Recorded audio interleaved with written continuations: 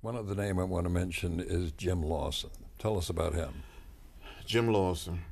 Jim Lawson, this unbelievable human being, born in Ohio.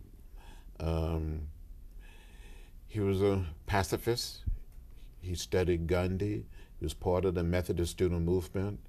He lived in India. He became an organizer for FAR, the Fellowship of Reconciliation. And he came south and started working in Nashville and later as a student at Vanderbilt. And it was Jim Lawson who started conducting the first nonviolent workshop in Nashville in the fall of 1959. Mm-hmm. A year before the sit-ins began. A year before the sit-ins in Greensboro.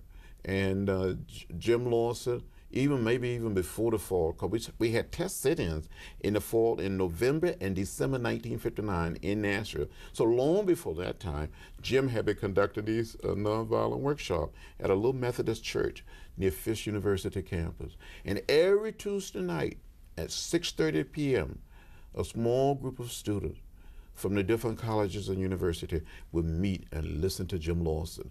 He would discuss and debate the great religions of the world, and then discuss Thoreau and civil disobedience. And he taught us what Gandhi attempted to do in South Africa, what he accomplished in India.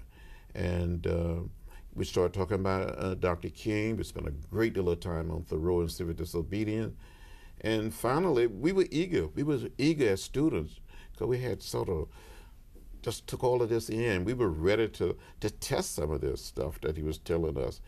And the day came when a small group of black and white college students, and some foreign students, went downtown to one of the large department stores and went into a restaurant on the lunch counter and took our seats.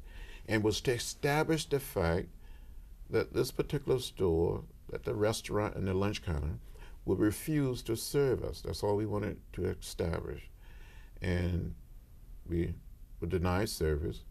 We got up in an orderly fashion and left. And a few days later, we went to another department store, did the same thing. The same thing happened. We got up and left. And we continued the nonviolent workshops. And then after the sit-in started in Greensboro, North Carolina, we received a telephone call from a young Methodist minister in Greensboro, at least in North Carolina, who knew Jim Lawson, and said, "Jim, what can the students in Nashville do to be supportive of the students?" And Jim told them we were already having a nonviolent workshop. We had 2 tests in, and we were ready.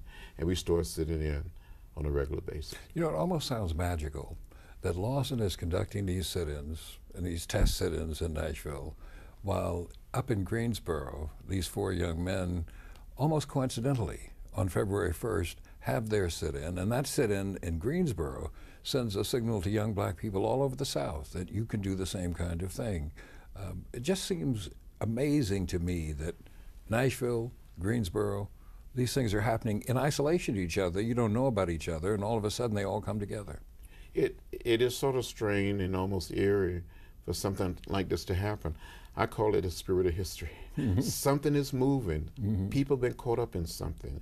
And it had to happen.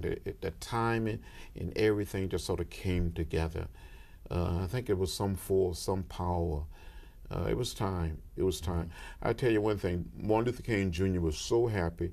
He was so gratified when the young people started sitting in all across the South. He knew then that his method and his message of nonviolence was beginning to catch on and spread around the South.